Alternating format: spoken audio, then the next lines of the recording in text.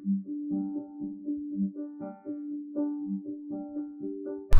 Everyone, study IQ channel में आप सबका वापस स्वागत है। थर्ड लेक्चर कर रहे हैं हम लैंडफॉर्म एंड देयर इवोल्यूशन का, right? Okay, so let's start. इस वाले में हम ग्राउंड वाटर के बारे में पढ़ेंगे। Will look at the ground water. हमने अभी तक क्या देख लिया है? रिवर के बारे में देख लिया है। सो पहले हम लिक्विड करेंगे सारा, उसके बाद हम सॉलिड से होता हुआ गैसियस वाली फॉर्म पे, एजेंट पे चलेंगे। तो सेकेंड है हमारा ग्राउंड वाटर। नाउ क्योंकि ये ग्राउंड वाटर है, so what do you think कि इसके सारे फीचर्स जितने भी होंगे, क्या वो सब अंडरग्राउंड होंगे या कुछ हमें ऊपर भी दिखेगा कि सरफेस में भी कुछ फीचर्स दिख सकते हैं? Okay, so let's see, I don't know, let's see. Chapter पढ़ते हैं और पता करते हैं दिखाई देते हैं या नहीं दिखाई देते हैं। तो यहाँ पे हम लोग ग्राउंड वाटर को एज एन इरोजनल एजेंट मानेंगे और उससे क्या लैंड मासेस फॉर्म होते हैं as an erosional land mass या डिपोजिशनल लैंड मास। किस तरीके के लैंड मासेस लैंड फॉर्म से क्रिएट करता है और क्या ये लैंड फॉर्म को इवॉल्व करता है, किस तरीके से उसको चेंज कर रहा है। ना हमें पता है कि दो तरह की रॉक्स होती है ना, permeable and non permeable. Permeable क्या होती है? पोरस रॉक होती है, पानी इसके अंदर से पेनिट्रेट कर जाता है। एंड इम्परमिएबल रॉक क्या होती है? इम्परमिएबल रॉक्स ऐसी रॉक्स होती है जो बिल्कुल सॉलिड ब्लॉक कर देती है, पानी को जाने भी नहीं देती है। तो जहाँ पे ग्राउंड वाटर फ्लो होता है, डेफिनेटली सी बात है कि वो परमिएबल रॉक होगी। It will let the ground water flow. तो जहाँ सरफेस वाटर कहाँ पे परकोलेट कर लेता है, जहाँ पे रॉक्स परमिएबल होती है, विच मीन्स पानी को नीचे जाने देगी। थिनली बेडेड होती है, बहुत इसका चौड़ा बेड नहीं होता है, और अगर है तो भी वो पूरा परमिएबल होना चाहिए। उसमें बहुत सारे जॉइंट्स एंड क्रैक्स होने चाहिए। ये इसकी कुछ प्री कंडीशंस हैं, तभी ग्राउंड वाटर नीचे जाएगा और ये डिफरेंट टाइप के लैंड फॉर्म्स बनाएगा। अच्छा, पानी अभी क्या हो रहा है? सरफेस वाटर है ना। हम लोग देखो यहाँ पे ग्राउंड वाटर और सरफेस वाटर, यहाँ पे दो डिफरेंस क्रिएट हो जाएगा। हम लोग ground water as a resource की बात नहीं कर रहे हैं और हम उसकी भी बात नहीं कर रहे जो हम कुएं से पानी निकालते हैं, ठीक है। हम यहाँ पे सरफेस वाटर की बात कर रहे हैं जो ग्राउंड में जाएगा और as ground water land forms वो क्रिएट करेगा। तो यहाँ पे सरफेस वाटर जब परमिएबल रॉक होती है तो वो सरफेस वाटर सीधा ना बह के, यहाँ से सीधा ना बह के वो क्या करेगा? परमिएबल रॉक में नीचे इधर पेनिट्रेट कर जाएगा। तो ये रिवर पूरी की पूरी इधर सिंक हो जाएगी। रिवर सिंक हो गई है, राइट। तो अभी ये सिंक रिवर कहाँ पे होगी? जहाँ रॉक परमिएबल होगी, थिन बेड होगा उसका, इतनी ज़्यादा चौड़ी नहीं होगी और इसमें जॉइंट्स एंड क्रैक्स होंगे। तो after vertically going to some depth, ये जब कुछ डेप्थ में चली जाएगी तो यहाँ पे क्या होगा कि फिर ये हॉरिजॉन्टल फ्लो होना इसका स्टार्ट हो जाएगा। यहाँ से सरफेस रिवर को ऐसे जाना चाहिए था, this is how it should go, लेकिन यहाँ पे एक परमिएबल रॉक का स्ट्रक्चर आ गया है। तो ये पूरी की पूरी रिवर नीचे चली गई और फिर यहाँ पे इस तरीके से बहने लग गई सब सरफेस में, ठीक है। तो ये this is what the underground water we will study on. तो उसके बाद में it flows under the water under the ground और horizontally through the bedding planes, joints and through the material itself. अगर यहाँ पे कोई जॉइंट्स हैं बीच में तो उन क्रैक्स के बीच में से चलती है ये। यहाँ पे कोई मटेरियल है जो सॉल्यूबल है तो सॉल्यूबल मटेरियल को काटती हुई ये आगे की तरफ चलती रहती है। So this is the downward and the horizontal moment which causes the rock to erode. में ग्राउंड वाटर अगेन हम टॉकिंग कि हम जो वेल के अंदर से जो पानी लेते हैं, I am not particularly talking about that, I am talking कि ये जो डाउनवर्ड मोमेंट हुआ है, दिस डाउनवर्ड मोमेंट, यहाँ से यहाँ तक का this downward moment and this horizontal moment, ये दो मोमेंट ऐसे हैं जो इरोड करते हैं, which are causing the rocks to erode. यहाँ पे इसको अंडरलाइन करो, दिस इज दी डाउनवर्ड, नीचे की तरफ जो परमिएबल रॉक से गया और उसके बाद में जो हॉरिजॉन्टली पानी फ्लो होना स्टार्ट हुआ, दैट वन। नाउ इसमें क्या होगा कि physical and mechanical removal of the material by the ground water is insignificant, क्योंकि यहाँ से परमिएबल रॉक में इतना ज़्यादा स्पेस नहीं होता है कि अपने साथ में बोल्डर्स और पेबल्स को भी लेके चली जाए क्या। तो फिजिकल और वेदरिंग इरोजन नहीं हो रहा है यहाँ पे। क्या होगा? केमिकल इरोजन ज़्यादा होगा, और वो भी ऐसे मटेरियल में जो पानी के अंदर सॉल्यूबल है। और इसीलिए ग्राउंड वाटर जो है सारे तरह की रॉक्स में नहीं दिखाई देता है। जहाँ पे डिफरेंट टाइप की सॉल्यूबल रॉक्स होती है ना, स्पेशली रॉक्स जो लाइमस्टोन या फिर डोलोमाइट से बनती है, जिनमें कैल्शियम कार्बोनेट होता है, ये कैल्शियम कार्बोनेट पानी में सॉल्यूबल होता है, पानी के साथ मिलते ही ये डिसॉल्व हो जाता है और ये पानी के साथ बह के डिफरेंट तरह के फीचर्स बनाता है। सो कौन सी रॉक में नहीं होगी? हर तरह की रॉक में नहीं होगी। क्या नहीं दिखेगा? फिजिकल वेदरिंग या physical removal of the material नहीं दिखेगा। और क्या होगा? कहाँ पे बनेगी? जहाँ पे लाइमस्टोन या डोलोमाइट होता है जो कैल्शियम कार्बोनेट में रिच होते हैं। नाउ इसमें जो सरफेस वाटर है या फिर जो बाद में ग्राउंड वाटर बन जाएगा, ये chemical process of solution and precipitation की वजह से डिफरेंट फॉर्म्स ऑफ लैंडफॉर्म्स बना रहा है। समझ आ रही है आपको ये क्या बोल रहा है? This is even though very easy. अगर कोई रॉक है, अगर वो लाइमस्टोन या डोलोमाइट से बनी हुई है, ठीक है, तो दोनों की क्या प्रॉपर्टी होती है कि these are soluble in water, water में सॉल्यूबल हैं। ओके तो जैसे ही जो पानी डाउनवर्ड से या तो डाउनवर्ड के अंदर ही या फिर जब ये इस तरीके से हॉरिजॉन्टली मूव करेगा पानी, तो ये लाइमस्टोन और डोलोमाइट को डिसॉल्व करना स्टार्ट कर देगा और वहीं से हमारे डिफरेंट तरह के लैंडफॉर्म्स बनते हैं। तो इसमें दो प्रोसेस होती है, एक तो सोल्यूशन एंड एक प्रेसिपिटेशन। अभी इसमें प्रेसिपिटेशन से आप रेनफॉल वाला प्रेसिपिटेशन मत समझना, इसमें ड्रॉप वाला प्रेसिपिटेशन होगा। This is not like rainfall हो रहा है क्या, नो, इसमें अभी हम देखेंगे कि किस तरीके से प्रेसिपिटेशन से बन रहा है। तो सोल्यूशन में क्या होगा कि वो घुल रहा है, ओके, डिसॉल्व हो रहा है। प्रेसिपिटेशन में क्या होगा कि जो पानी के अंदर मिनरल घुल गया है ना, अभी वो ड्रिप गिर के प्रेसिपिटेट होके एक नई स्ट्रक्चर बनाएगा, ठीक है। प्रेसिपिटेशन क्या होता है? फॉल होना, पानी का फॉल होना। तो यहाँ पे पानी रेनफॉल की तरह नहीं बल्कि ड्रिप एक बूंद की तरह फॉल होगा और वहाँ पे वो नए फीचर्स बनाएगा। So the solution and precipitation active होते हैं लाइमस्टोन या डोलोमाइट वाली जो रॉक्स होती है वहाँ पे, इधर एक्सक्लूसिवली और इंटरबेडेड विद अदर रॉक्स हो सकती है। जरूरी नहीं है कि पूरा लाइमस्टोन का ही एक रॉक हो, क्या हो सकता है कि लाइमस्टोन किसी और रॉक मटेरियल या मिनरल के साथ में अटैच्ड हो। तो जहाँ पे लाइमस्टोन होगा या डोलोमाइट होगा उसको ये काट देगा, बाकी जो इनसॉल्युबल है उसको ये छोड़ देगा।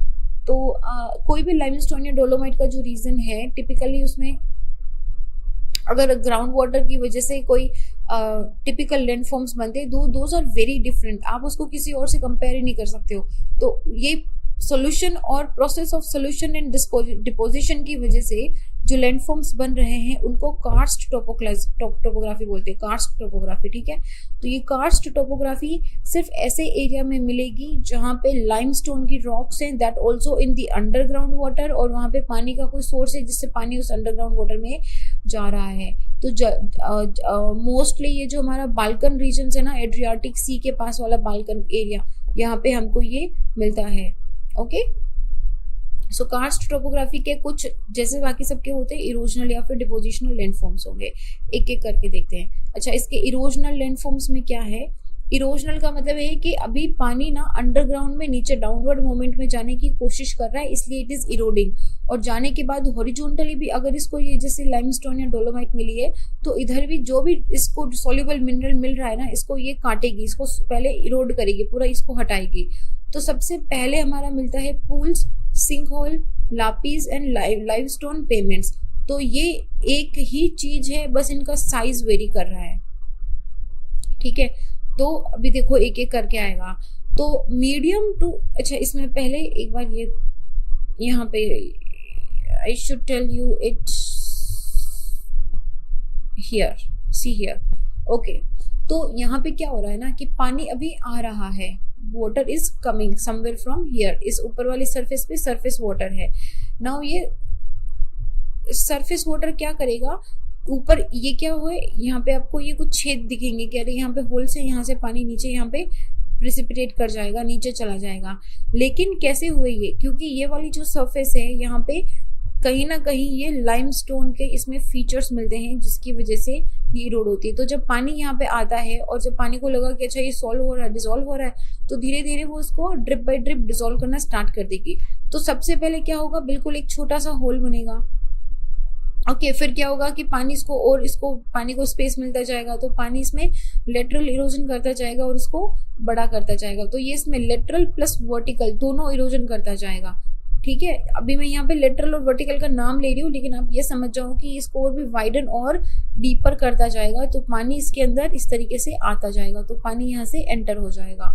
तो इसमें देखो क्या होता है कि अगर कोई स्मॉल या मीडियम साइज का राउंड और सब राउंड शेलो डिप्रेशन है तो उसको सोलो होल्स बोलते हैं on the surface of the limestone through the solution, क्योंकि उसको सरफेस पे क्या मिला है, लाइमस्टोन का कोई भी इसको पार्ट मिला है, तो उस पार्ट को वो धीरे धीरे इरोड करना स्टार्ट कर देगा। तो वो अगर कोई स्मॉल या मीडियम साइज का डिप्रेशन है, काट रहा है ना इसको, सोल्यूशन बना रहा है इसका, तो लाइमस्टोन क्या होगा, कटना स्टार्ट हो जाएगा।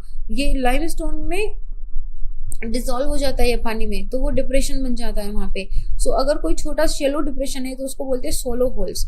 ओके, फिर क्या होगा कि सिंक होल ना काफी कॉमन होते हैं। सिंक होल एक ओपनिंग मोर और less circular at the top होता है और नीचे एकदम फनल शेप में होता है, और पूरी जो पानी होता है उसको नीचे की तरफ लेके चला जाता है। अभी देखो इधर दिखेगा,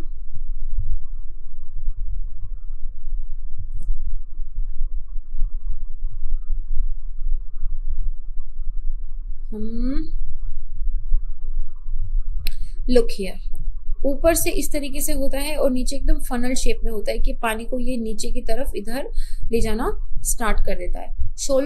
सोलो होल्स क्या होंगे, सोलो होल्स बहुत ही छोटे से डिप्रेशन होते हैं। यही डिप्रेशन जब ये और भी ज्यादा पानी इसको इरोड करता जाएगा तो ये नीचे भी जा रहा है ना, तो इसमें क्या हो रहा है देखो, लेटरल इरोजन भी हो रहा है और वर्टिकल इरोजन भी हो रहा है। तो लेटरल और वर्टिकल इरोजन की वजह से सोलो होल जो है वो सिंक होल में कन्वर्ट हो जाएगा। तो सिंक होल एक फनल शेप बना लेता है टूवर्ड्स दी बॉटम, नीचे बिल्कुल अंदर सब सरफेस की तरफ जाता है, और डिफरेंट साइज का होता है ये, जो square metre to a hectare भी बड़ा हो सकता है, और इसकी डेप्थ हाफ ए मीटर से 30 मीटर तक भी जा सकती है।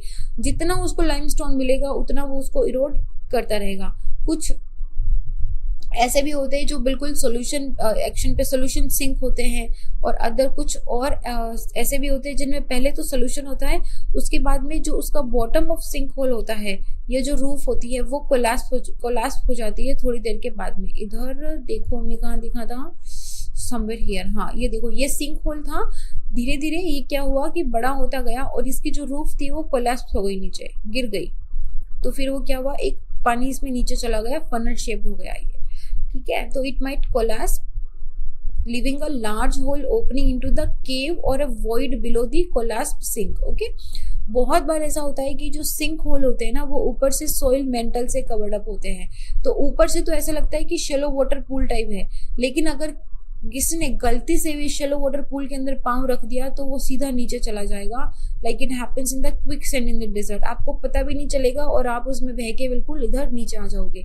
इस तरह का होता है ये, ऊपर से बिल्कुल शेलो टाइप दिखता है क्योंकि इसमें सॉइल होती है, तो सॉइल तो पानी में डिसोल्व नहीं होती है ना, तो उसके साथ जो लाइमस्टोन मिला हुआ था वो पानी में सोल्यूशन बन गया और वहां से वो डिसॉल्व हो गया, इरोड हो गया। तो पीछे जो सॉइल बची वो काफी सोलो होल के साथ मिलके यहाँ पे उसने इस तरह का एक बना दिया कि अगर आपने यहाँ पे गलती से भी पाँव रख दिया तो आप सीधा यहाँ पे नीचे टपक जाओगे। ओके, सो उसके बाद एक टर्न है डोलाइन। डोलाइन क्या होता है, ये जो कोलैप्स सिंक्स होते हैं ना, जो यहाँ पे अगर इनकी बड़ी रूफ होती है, बहुत बड़े बन जाते हैं सिंक होल्स, तो उसकी रूफ कोलैप्स हो जाती है। तो ये कोलैप्स वाले जो सिंक होल्स होते हैं उनको डोलाइन बोलते हैं। अच्छा, solution sinks are very more common than the collapse sink. ज्यादातर तो उसके अंदर ऐसे होल टाइप ही बन जाता है, वो फनल शेप में बन जाते हैं, कोलैप्स कम ही होते हैं। बहुत बार ऐसा भी होता है जो सरफेस रन ऑफ होता है वो सिंपली सीधा ही नीचे चला जाता है, डाउन सोलो और सिंक होल्स के थ्रू सीधा नीचे चला जाता है, और एज एन अंडरग्राउंड स्ट्रीम वापस नीचे हॉरिजॉन्टली बहता हुआ उसमें केव ओपनिंग में री इमर्ज हो जाता है। जैसे कि यहाँ से कोई रिवर आ रही है, ये यहाँ पे क्या हुआ कि लाइमस्टोन का पूरा एरिया है और यहाँ से ये पूरा एरिया है, तो रिवर आ रही है यहाँ से, इसको मिला के अच्छा डिसॉल्व होने लग गए, तो ये रिवर यहाँ पे सीधी यहाँ पे नीचे आ जाती है जहाँ तक इसको लाइमस्टोन मिलेगा, और यहाँ पे आके वापस री इमर्ज हो जाती है, फिर ऊपर जाके ये वापस री इमर्ज हो जाती है। तो इस तरीके से ये emergence and re emergence river का चलता है जब इसको लाइमस्टोन की रॉक्स मिल जाती है। तो जब सिंक होल और डोलाइन आपस में ज्वाइन कर लेते हैं because of slumping of the material, क्योंकि अभी बहुत बड़ा होल बन गया है ना, तो बहुत बड़े होल में अगर नीचे की तरफ से सारा मटेरियल हटा लोगे तो वो रूफ टिक नहीं पाती है, और वो रूफ नीचे इवेंचुअली वो फॉल होगी ही। तो जैसे ही वो स्लम्पिंग ऑफ मटेरियल होता है अलोंग द मार्जिन और due to the roof collapse of the cave, तो वो क्या बनाता है, वेली सिंक बना लेता है। यहाँ पे सी हियर, ये क्या था, यहाँ पे कोलैप्स हो गया ये सिंक है ना, तो अभी कोलास्प हो गया।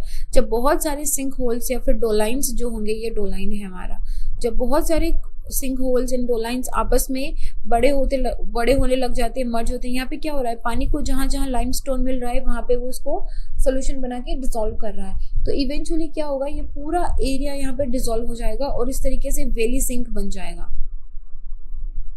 तो इसको बोलते हैं वैली सिंक या फिर उल्वास। दोनों इसके नाम है, उल्वास और वैली सिंक। ये इसके इरोजनल फीचर्स हैं। सबसे पहले तो यही ध्यान रखना कि इसका इरोजनल फीचर है। ग्रेजुअली क्या होता है, धीरे धीरे कि सरफेस के ऊपर जितनी भी लाइमस्टोन है ना, सारी की सारी डिसॉल्व हो जाएगी और वहाँ पे पिट एंड ट्रेंचेस बन जाएंगे और वहाँ पे बहुत ही मतलब ऐसे रिजेस एंड लैपिस बन जाएगा। ये दिख रहा है आपको, ये नीचे वाला एरिया लैपिस और ऊपर वाला एरिया रिजेस बोलता है। तो ये पूरा एरिया ऐसे लगेगा कि जहाँ से सडनली कोई केव निकल रही हो, सडनली कोई वैली हो, कुछ पानी जैसा निकल रहा हो। पानी आपको नहीं दिखेगा वहाँ पे। क्यों नहीं दिखेगा? क्योंकि वो पानी क्या सब सरफेस में चला गया है, लेकिन उस पानी की वजह से ऊपर सरफेस पे जो फीचर बन गए वो ऐसे पानी के फीचर्स लगते हैं। These are the karst topography. Okay, तो वैली सिंक और उल्वा समझ आ गए? सिंपल है वैसे, ये बहुत ही, इसमें इतना है नहीं कॉम्प्लिकेटेड सा कुछ भी।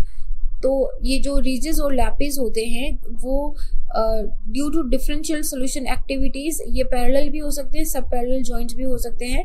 लैपी फील्ड इवेंचुअली समहाउ वो फिर अगर पूरा का पूरा अगर रिजेस उसमें से हट जाएगी तो लाइमस्टोन पेवमेंट के ऊपर भी कन्वर्ट हो जाता है। अगर ये रिजेस हैं, जैसे ये वाला रेड कलर का दिख रहा है आपको, ये रिजेस है, अगर इवेंचुअली जब ये भी हट जाएगी, ये भी डिसॉल्व हो जाएगी, तो पूरा एरिया एक ही जैसा हो जाएगा नीचे। तो और इसको हम बोलेंगे लाइमस्टोन पेवमेंट। करेक्ट? ओके, तो 3 चीजें समझ आ गई। 16 होल्स हो गए हमारे, सिंक होल्स हो गए हमारे, कोलास्प सिंक होल्स हो गए, उसके बाद डोलाइन हो गया हमारा।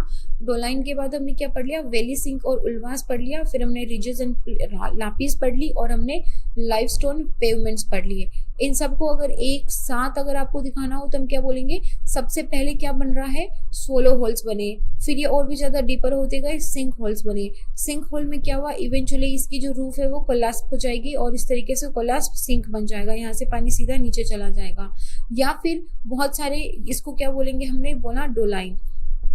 जब बहुत सारे डोलाइंस और सिंक होल्स आपस में मर्ज हो जाएंगे बड़े, तो वो क्या बना लेंगे, वैली सिंक या फिर उल्वास। जब वैली सिंक और उल्वास बन जाएगी तो इस वैली को नीचे वाले पोर्शन को हम बोलेंगे लापिस और ये जो रिजेस हैं इनको बोलेंगे हम रिजेस। जब और भी ज्यादा ये रिजेस भी अगर डिसॉल्व हो गई तो फाइनली ये पूरा एरिया एक जैसा नीचे बैठ जाएगा, पेवमेंट टाइप बन जाएगा और हम इसको बोलेंगे क्या, limestone pavement. Correct? Okay, correct. Then चलो आगे।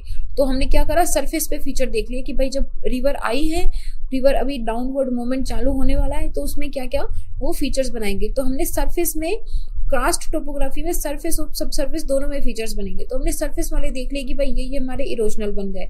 अब एक बात बताओ, क्या सरफेस पे डिपोजिशनल फीचर्स भी बनेंगे? कैसे बनेंगे डिपोजिशनल फीचर? अभी तो क्या हो रही है, रिवर वहां से इरोड करके जा रही है। डिपोजिशनल फीचर्स कब बनते हैं, जब रिवर कुछ डिपॉजिट करती है। अभी तो है ही नहीं कुछ डिपॉजिट करने के लिए, और जो भी अगर है भी मटेरियल, जो सोल्यूशन है, वो सारा का सारा अपने साथ वो नीचे लेके जा रही है सब सरफेस में। तो सरफेस पे आपको डिपोजिशनल फीचर नहीं दिखेंगे, सरफेस पे आपको सिर्फ इरोजनल फीचर ही दिखेंगे। तो अब हम बात करते हैं केव्स की। तो केव पे आ जाओ। केव में क्या होगा, केव कैसे बनाएगी, रिवर जब जा रही है ना, यहाँ से ये देख रहे हो आप, यहाँ से क्या हो रहा है कि यहाँ पे रिवर एंटर हो गई है, पानी एंटर हो गया है। अब यहाँ पे ये पूरा लाइमस्टोन का एरिया है, इस लाइमस्टोन के एरिया को ये पूरा डिसॉल्व कर देगी और यहाँ से निकल जाएगी। तो ये बनती है केव, बन जाती है अंदर सब सरफेस में केव्स। आपने कहीं ना कहीं फोटो भी देखी होगी, ये देखो, ये इस तरीके से केव्स बन जाती हैं। ये केव है पूरी, ये तो खैर पूरी लाइमस्टोन की फीचर्स है, बट ये पानी इसमें एंटर हो गया था और उसके बाद में यहाँ पे जितना भी लाइमस्टोन या डोलोमाइट था उस सबको इसने डिसॉल्व कर दिया और उसके बाद में यहाँ पे इसने डिपोजिशनल फीचर बना दिए। सो इस तरह की एक केव बन जाती है। तो ऐसा एरिया जहाँ पे अल्टरनेटिंग बेड रॉक्स मिलती है, जहाँ पे शेल, सैंडस्टोन, क्वार्ट्ज मिलते हैं विद द लाइमस्टोन और डोलोमाइट, उसके बीच में एरिया के अंदर जो लाइमस्टोन है वो थोड़ा भी हो सकता है, डेंस भी हो सकता है, massive occurring in the thin bed भी हो सकता है। तो वहाँ पे केव फॉर्मेशन थोड़ी प्रोमिनेंट होती है। अगर लाइमस्टोन का एरिया थोड़ा है या कोई थिन बेड है तो वहाँ पे क्या होगा, डिजोल्व होके वो निकल जाएगी, वहाँ पे केव नहीं बनेगी। केव थोड़ी बड़ी होती है ना अंदर से, तो इसलिए इसको लाइमस्टोन का बड़ा डेंस मैसिव एरिया चाहिए होता है। तो जब अल्टरनेटिंग बेड वाली रॉक्स होती है और जहाँ पे अगर आपको लाइमस्टोन और डोलोमाइट मिल जाए और वो भी अगर आपको डेंस या मैसिव मिल जाए तो आपका डेफिनेटली वहाँ पे केव का स्ट्रक्चर बनेगा। तो ऊपर से जो पानी नीचे परकोलेट करके आया है through the material, through the cracks, fault या जॉइंट्स, कैसे भी करके अगर पानी नीचे पहुंचा है जहाँ पे लाइमस्टोन का पूरा रॉक अवेलेबल है, तो ये it moves the horizontally along the bedding plane. अभी ये नीचे हॉरिजॉन्टली मूव करना स्टार्ट कर देगी। तो along with these bedding planes ये क्या करेगी, लाइमस्टोन की रॉक को डिसॉल्व करना स्टार्ट कर देगी। और जैसे जैसे आगे चलती जाएगी वैसे वैसे लाइमस्टोन को डिसॉल्व करती जाएगी और ये long and narrow to wide gap का एक केव बना लेगी। ठीक है, पूरी उसने अंदर एक केव बना ली, गुफा बना ली है। So there can be mazes of the cave, जहां जहां पे उसको लाइमस्टोन मिलेगा हो सकता है बीच में कोई दूसरा पत्थर आ जाए तो उसको रजिस्ट, अगर वो हाई रेजिस्टेंस का है तो उसको नहीं कट करेगी।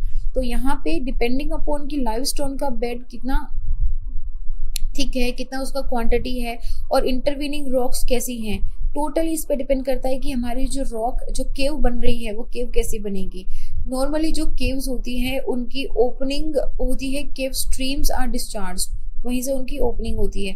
Caves are open at both end of the tunnel. Both end of the tunnel क्या है कि ऊपर से जब पानी नीचे डाउनवर्ड मूवमेंट में आया that is also the opening. और इसमें भी क्या होता है, देखो ये हम ना अब पूरा स्ट्रक्चर ही बना देते हैं, काम करते हैं। ये हमारा लाइमस्टोन है, इसके ऊपर हमारा यहाँ पे परमिएबल पत्थर है ना, परमिएबल पत्थर है का मतलब है कि इधर से पानी आ सकता है।